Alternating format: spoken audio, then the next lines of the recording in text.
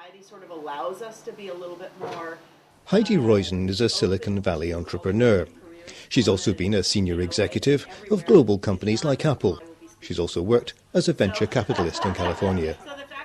But for the past few months, she's been living in Edinburgh. She's been out talking to local entrepreneurs in the city, like this one known as the Launch Lab.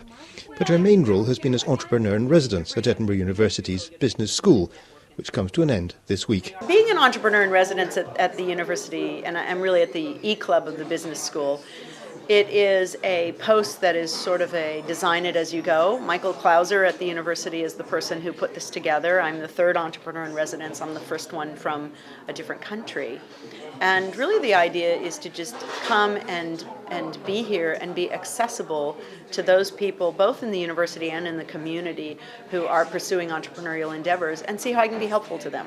So have you noticed any particular differences? I think we have more of a reputation for being somewhat risk-averse. There is a tremendous amount of talent here. There's a tremendous amount of intelligence here, and there's a tremendous amount of drive and spirit here. So there really isn't any difference between an entrepreneur in Silicon Valley and an entrepreneur in Edinburgh. And I think that the ideas span all the way from very, that not that these are bad, but small ideas for small businesses that would be very local, all the way up to things that could be the killer apps and the billion-dollar opportunities.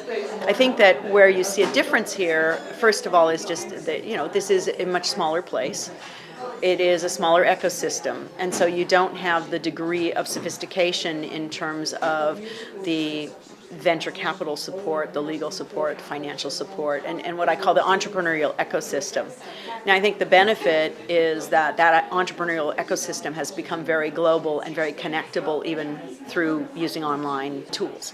So, to me, my recommendation to the entrepreneur sitting in Edinburgh is, just because you're in Edinburgh, you still have to recognize that you're part of the global entrepreneurial community and tap in to those resources that are available to you. So how important do you feel that social networking is? After all, that's something that you've been actually talking about at this particular meeting. Half an hour from my home, I can drive and be at the world headquarters of Apple, Google, Facebook, Cisco, Zynga. The list goes on and on and on, right? And so there is a large amount of activity, and not only in technology of that type, internet technology, but in biotech and in energy, that is happening around the valley. Also, about, I think, 30% of the world's venture investment capital is based in the valley. So for better or worse, there is a very powerful center of activity there. Do you have to live in that center to take advantage of it? No. I know a lot of entrepreneurs who come, spend some time there, attend a conference, do a semester abroad at one of the institutions in California, and then return here, just as I'm going to return to California, but I've made all sorts of contacts with people here in Edinburgh that I'll continue to maintain through visits, through online activities, email, Skype, whatever we do to stay connected. I think you suggested to the university that somebody should be here from Silicon Valley every year. I'd love to see that. I think that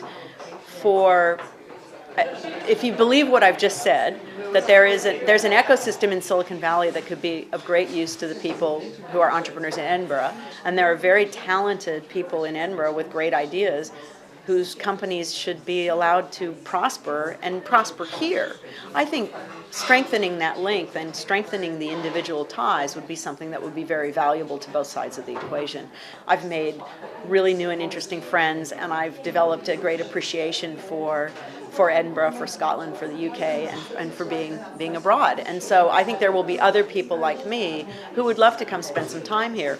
In turn, when I return to Silicon Valley, I'm now a friend of the local entrepreneurial community. I guess maybe I can be an honorary Global Scot or something like that.